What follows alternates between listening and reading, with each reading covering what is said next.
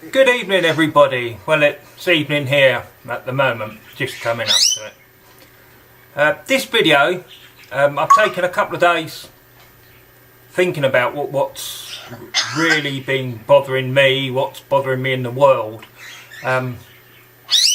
because I was getting rather pissed off with it all. I know it sounds stupid because we're all pissed off with it, but I had to have a real think, a real sort of delve into my heart and see what I really felt. And Mister's going to start talking now because I've turned the video on. Surprise, surprise. Well, I'd like to say what I've come up with is not good. It's the truth, I believe, how I see the truth.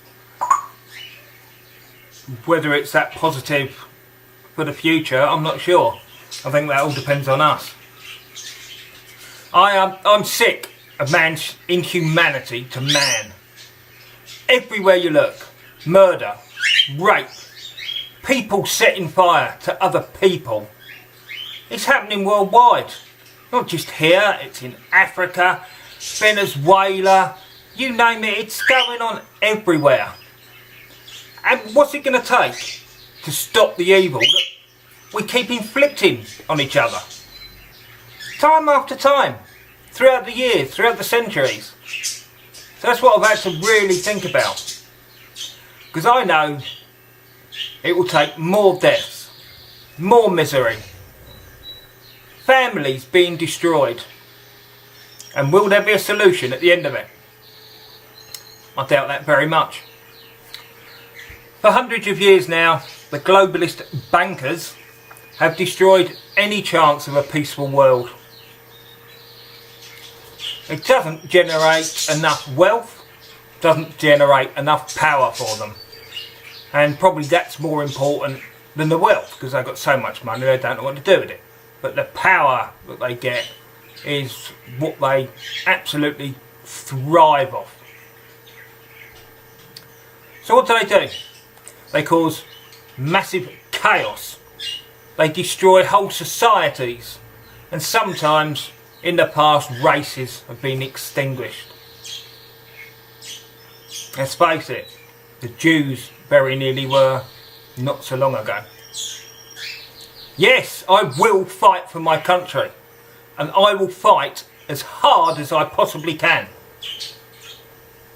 But I will do it knowing that it was the globalist scum and our scum establishment, corrupt establishment, that introduced a barbaric, backward society into our civilised Western world. It's hard to take when it's been done by your own people. I hope that I'm there when those wrinkly piles of dog turds finally face the people that they have destroyed for decades. They've lied about major facts about the world to make us feel insignificant and unimportant. That time is coming. Whether I'm still around to be part of it all depends on how quickly the brainwashed face up to reality and stop holding onto their blankies like a helpless child. I'm tired of doing nothing. I'm tired of listening to wanker leftist pricks, especially the media, trying to hide reality from those that don't question anything. We now all know that globalism is a satanic-based society, centuries old. Going back a long time, it's from the dawn of time, I would probably say, with paedophilia actually being a major part of that society, very much at the forefront of their beliefs. Years ago, our Christian faith would have brought us together to fight the migrant invasion, but that's been slowly stripped from us, and we're left with a massive hole when it comes to unity as a nation.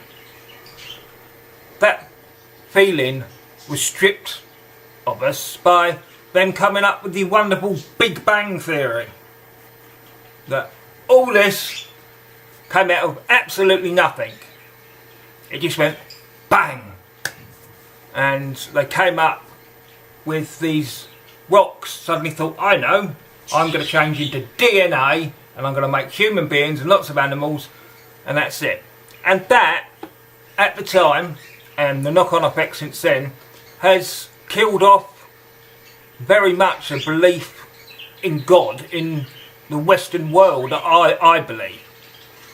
I've always said that I will believe it when I have proof of it, and I think there's probably more proof of it now. I'm starting to hear the truth, but I don't want to get sidetracked on that anyway. National pride is presented by the corrupt establishment and the corrupt media as racism and fascism, to turn the weak people away from that unity that we so desperately need. A united nation would send those fighting age single males straight back to where they came from, and take only the very genuine refugees, women, children, the older husbands that are actually fleeing from war, terror, the risk of being murdered by these people that we are now allowing into our country. It's so obvious to anyone with an IQ higher than a banana what is going on, but we continue to let it happen. Where are the leaders? Where are the men and women who will take the hits for our country? Yes, there's a few people along those lines, but it's so fragmented, it's akin to being useless.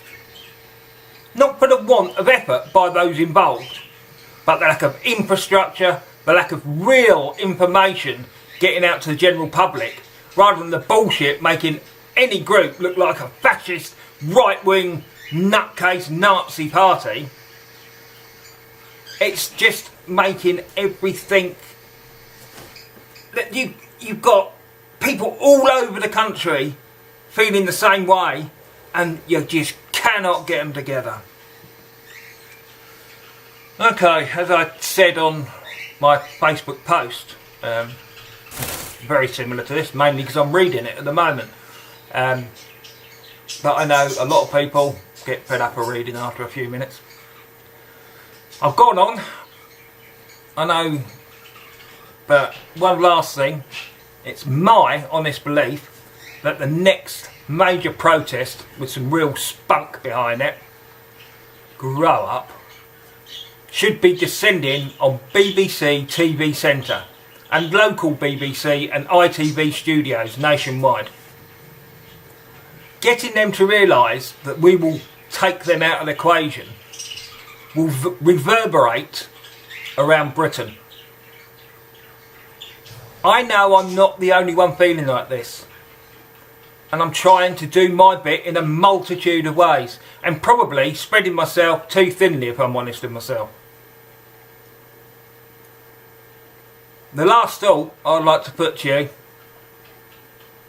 is the only thing that has ever brought about real change in this country has been when the people have stood together as one and said, no, this ends now. Thank you. Please subscribe if you want to.